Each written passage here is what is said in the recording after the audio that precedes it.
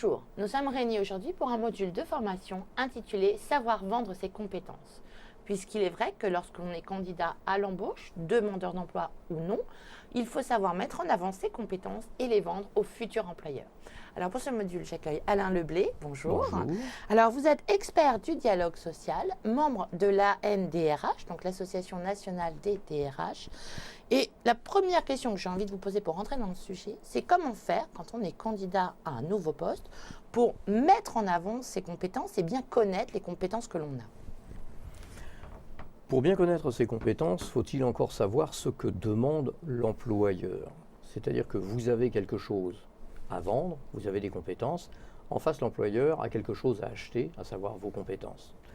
Dans une entreprise, il faut voir l'entreprise comme une boîte dans laquelle vous faites rentrer un produit brut et qui va ressortir un produit fini. Entre les deux, il va falloir faire une transformation et cette transformation va se faire au moyen des compétences. Et ces compétences, l'employeur, lorsqu'il en manque, va en acheter sur le marché. Il va donc passer une annonce et il va demander des compétences.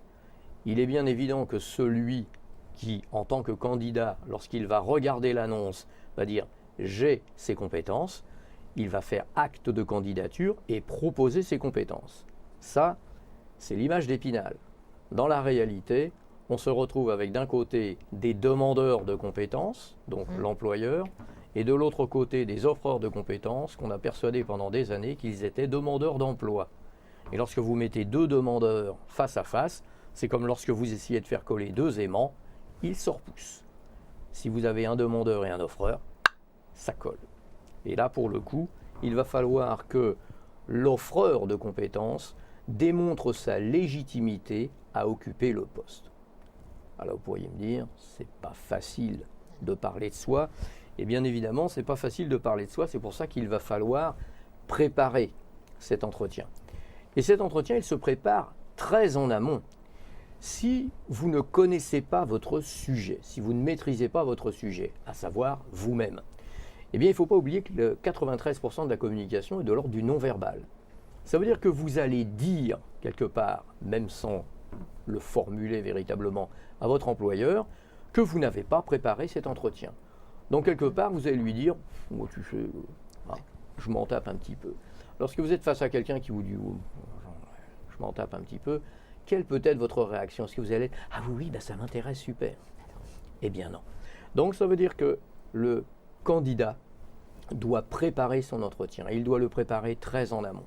C'est-à-dire être en capacité de dire « j'ai un certain nombre de compétences, analyser ces compétences, faire un carnet de compétences et pouvoir derrière préparer l'analyse de sa légitimité. » Alors sa légitimité, elle est faite à partir d'éléments objectifs, un diplôme par exemple, c'est quelque chose de patent que l'on peut produire, d'éléments subjectifs, le dress code, la façon de se présenter, c'est très subjectif, ça ressemble à un moine, se peigner comme un moine, on va dire que c'est un moine. Il y a des éléments qui sont acquis à titre personnel, un diplôme est un élément de légitimité objectif et personnel, et des éléments qui sont des éléments de type hérité. Par exemple, avoir un diplôme d'une grande école va vous donner un élément objectif de légitimité hérité. Voilà. Donc une fois que vous avez construit tous vos éléments de légitimité, que vous savez sur quoi repose votre légitimité, vous allez pouvoir faire état de vos points forts. Et lorsque vous allez vous retrouver face à l'employeur et qu'il va vous interroger, qu'à un moment donné, vous allez, petit trou de mémoire, eh bien vous vous replongez dans votre parcours de légitimation et vous vous dites « ah, cette légitimité sur laquelle je suis fort, eh bien vous allez vous appuyer dessus, vous allez parler de cette légitimité et une fois que vous aurez repris pied, à partir de ce moment-là, vous re-rentrez dans la conversation. » D'accord.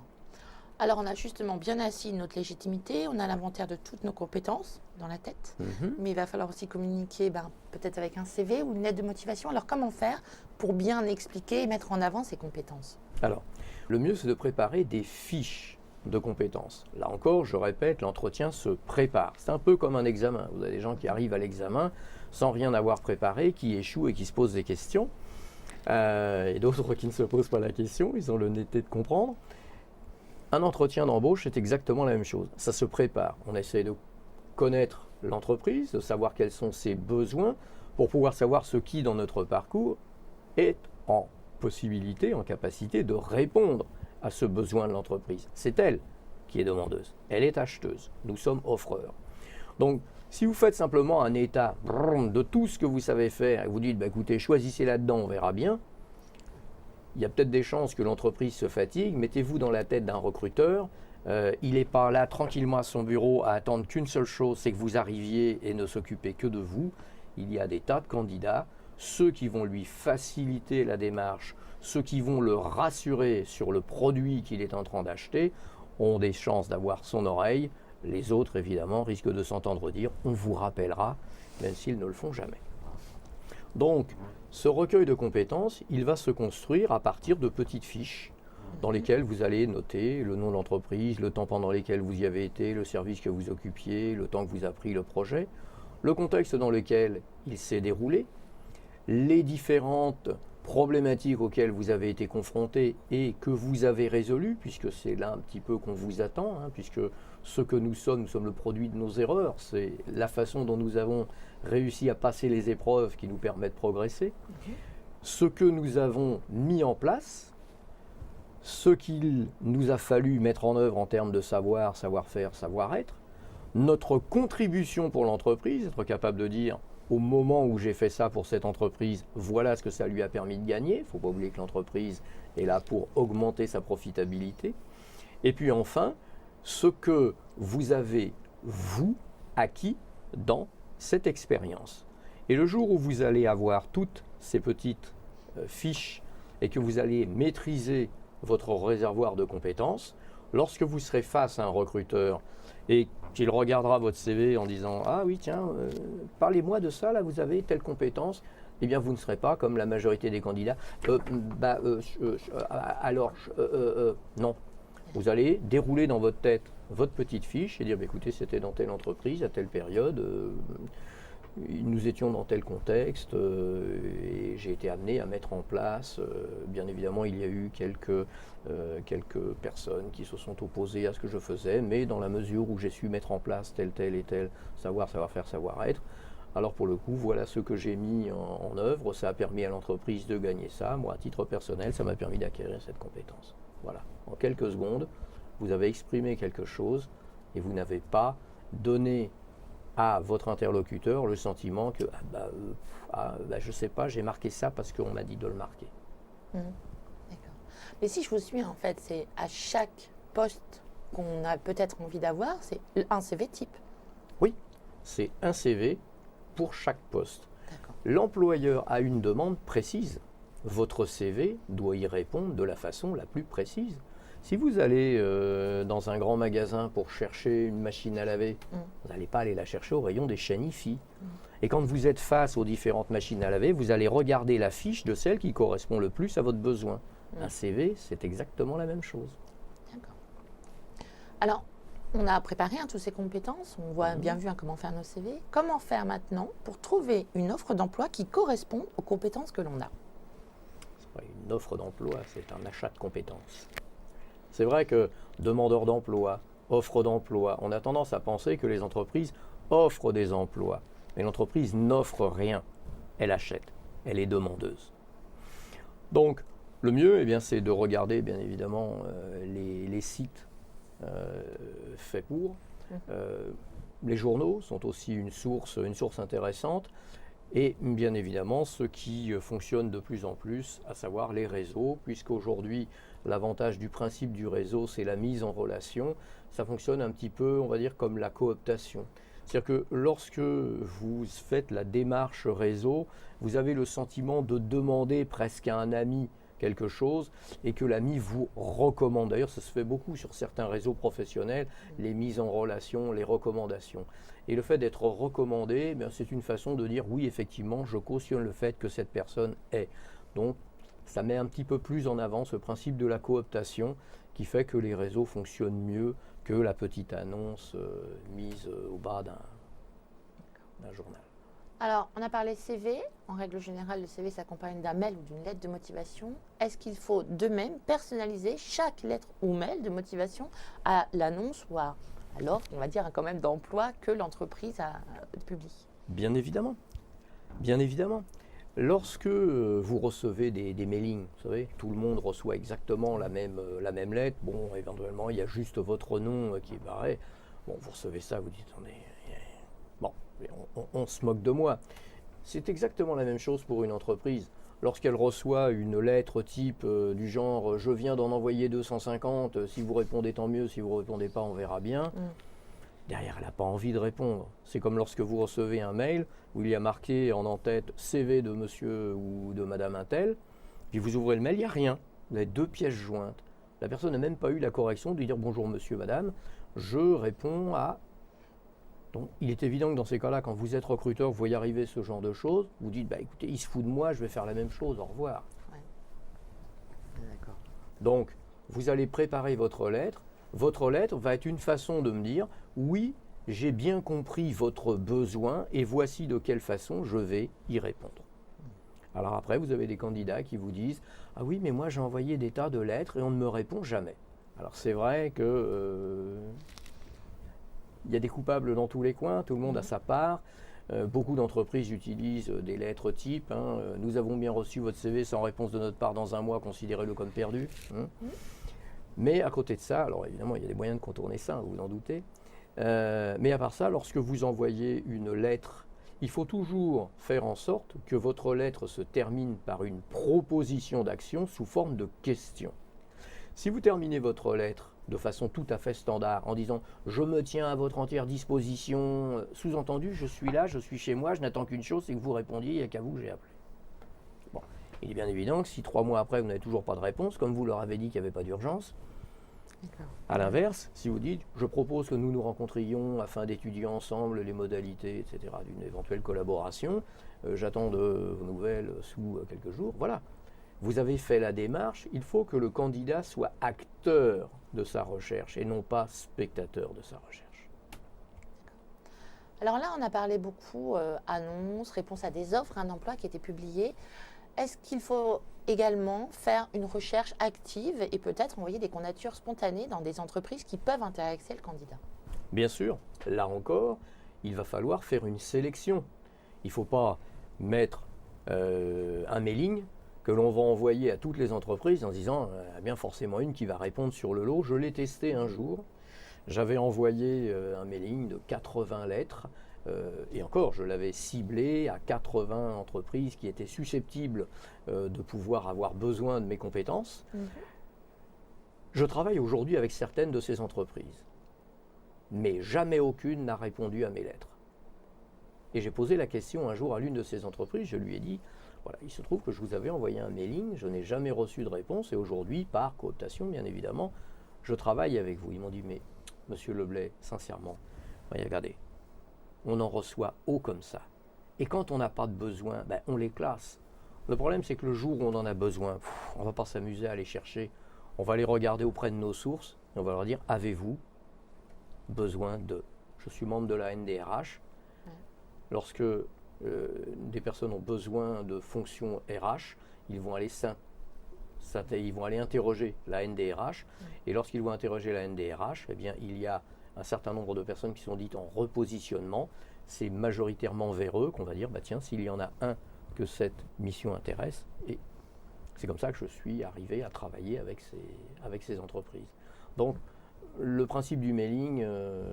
Si le candidat ne reçoit pas de réponse, qui apparemment quand même est le cas assez souvent du recruteur, est-ce qu'il doit relancer? Comment faire pour relancer? Eh bien, il ne pourra relancer que s'il a posé une question. Supposons un instant que vous arrêtiez de me poser des questions. Voilà. Vous me regardez dans le blanc des yeux et moi j'attends. Ça risque d'être long. Ça risque d'être long. Eh bien là, c'est la même chose. Lorsque vous envoyez votre lettre de motivation, il faut qu'elle se termine par une question, une proposition d'action. Il est beaucoup plus facile, lorsque vous allez derrière ne pas recevoir de réponse, de relancer sur la base.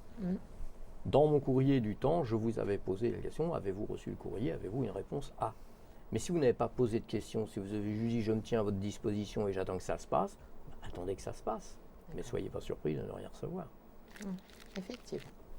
Alors, on a relancé, ou pas, mais correctement. On est en face à face maintenant avec le recruteur. On a notre entretien. Comment, en physique, en face à face, mettre en avant ses compétences? Exactement de la même façon que ce que l'on a vu tout à l'heure, à savoir, vous avez votre recueil de compétences. Mais il va falloir préparer 3 formes de présentation. La première, c'est une présentation 10 secondes. La présentation 10 secondes, c'est celle que vous allez utiliser quand vous rencontrez quelqu'un dans un ascenseur ou lorsque vous êtes dans un cocktail avec une coupe de champagne et que vous vous présentez. Il faut qu'en quelques mots, vous soyez tout de suite en capacité de dire à votre interlocuteur, qui vous êtes. Je m'appelle Alain Leblay, je suis expert du dialogue social, membre de la NDRH. Tac, voilà, vous savez qui je suis. La personne en face vous fera le même type de réponse. Lorsque vous avez donné votre présentation 10 secondes, la personne en face est intéressée ou pas. Si elle est intéressée, elle vous dira quelque chose du genre « Ah, c'est intéressant, dites-moi un peu plus ». Là, vous allez placer votre présentation 30 secondes, vous allez en dire un peu plus, vous allez dérouler votre CV. Je suis issu d'un parcours atypique. Au départ, je suis électronicien, je suis devenu informaticien pour arriver un jour à être DRH puis consultant RH. Voilà, vous avez déroulé votre parcours. Et si la personne derrière vous dit « Ah bah tiens, consultant RH, ça m'intéresse, comment êtes-vous devenu consultant RH ?» Et là, vous allez dérouler votre petite fiche. Eh bien écoutez, c'était dans celle correspondante exactement ce que nous avons dit tout à l'heure. Vous allez placer dans la conversation ce que vous êtes, comment vous êtes arrivé à acquérir cette compétence et de quelle façon vous êtes aujourd'hui en capacité de dire oui, je maintiens, puisque une compétence, n'oubliez pas, c'est une capacité plus de l'expérience. Donc vous savez faire et vous avez fait. Et vous allez le démontrer à votre interlocuteur. Alors, si les compétences du candidat plaisent à l'entreprise, comment faire quelque part pour monétiser ces compétences? Le mieux, c'est d'aller regarder sur le marché ce que valent ces compétences. D'accord. Ensuite, vous allez faire une offre. C'est normal puisqu'on est dans une relation commerciale. Il achète, vous vendez. Vous faites votre prix. Derrière, il achète à ce prix-là ou pas. Il va forcément y avoir transaction, négociation. Quoi qu'il en soit, il faut savoir que le candidat, lorsqu'il est face à son recruteur, est un petit peu dans la posture d'une personne qui est là pour essayer d'obtenir avant toute chose un moyen de survie, c'est-à-dire un salaire. Le salaire apparaît au premier étage des besoins physiologiques, vous savez, de la pyramide de Maslow. Les besoins physiologiques, comment trouver le moyen de se nourrir, d'assurer ses besoins de base. Et il se trouve que transposer à l'entreprise, ce moyen, c'est le salaire. D'ailleurs, lorsque vous êtes avec des salariés et que vous commencez à parler du salaire, de toucher au salaire, vous les rendez tout de suite nerveux puisque vous réveillez l'homme des cavernes qui est en chacun de nous. Donc, face au recruteur, si la personne est effectivement sur le marché de l'emploi, la personne qui est en poste, qui est à l'écoute du marché et qui va dans un processus de recrutement, qui va rencontrer un recruteur, sera beaucoup plus à l'aise puisqu'elle sait que de toute façon, elle a un emploi qui l'attend au terme de l'entretien. Par contre, la personne qui n'a pas d'emploi ou si elle n'est pas en plus indemnisée, si elle est en fin de droit, elle est d'autant plus nerveuse et elle se dit il faut absolument que je trouve un salaire, il faut absolument que je trouve un salaire, il faut absolument que je trouve un salaire. Et elle devient effectivement demandeuse d'emploi, supplieuse, je vous en prie, donnez-moi un salaire. Et il est bien évident que c'est beaucoup plus difficile de négocier son salaire parce que la personne en face va avoir tendance à baisser au maximum et comme la personne veut absolument pouvoir avoir quelque chose, elle aura tendance à aller se vendre bien en dessous du prix qu'elle vaut. Alors, vous venez d'employer le terme, le titre du module aussi comprend ce terme, donc vendre ses compétences. Alors, est-ce qu'il faut vraiment acquérir une démarche de vente et comment faire pour réellement réussir à se vendre soi-même? Il faut se connaître. C'est la raison pour laquelle je vous dis il faut préparer l'entretien. Il faut vous connaître, il faut savoir quel produit vous allez vendre. Si vous décidiez soudain de dire, bah tiens, tac, on change complètement le sujet de l'entretien. Et vous vous mettez à m'interroger sur un sujet que je ne maîtrise pas, j'en sais rien, la Colette des Olives en Basse-Provence par exemple, pour lequel je n'ai absolument aucune expertise, eh bien je serais à chercher, pour le coup, donc vous allez tout de suite vous dire, bon là, visiblement tu ne connais rien, toi ça va, c'est bon, on va passer à autre chose. Ça va être exactement la même chose lorsque vous allez être face à un employeur. S'il sent que vous maîtrisez votre produit, que vous savez ce que vous êtes en train de vendre, que vous avez vraiment les compétences, vous allez lui donner envie. C'est une relation de séduction, c'est de la communication. Lorsque vous êtes en communication avec quelqu'un, le communicant, celui qui émet, a deux préoccupations. Il veut convaincre, il veut séduire. Il est bien évident que si vous ne maîtrisez pas votre sujet, vous allez avoir des difficultés, vous allez être confus, ça va se sentir dans votre façon de vous exprimer. Et à terme, votre doute va passer auprès de votre interlocuteur, qui va finir par se dire « Là, je crois que tu es en train d'essayer de m'embobiner, ça ne marchera pas ». C'est lui qui achète, il a autant besoin d'être rassuré que vous lorsque vous achetez une voiture, une machine à laver. Vous voulez être certain de faire le bon choix, d'acheter le bon produit. Le recruteur ne veut pas faire d'erreur de recrutement. Quelque part, il joue sa réputation. Eh bien, Monsieur Leblay, je vous remercie beaucoup pour toutes ces informations. Merci d'avoir reçu.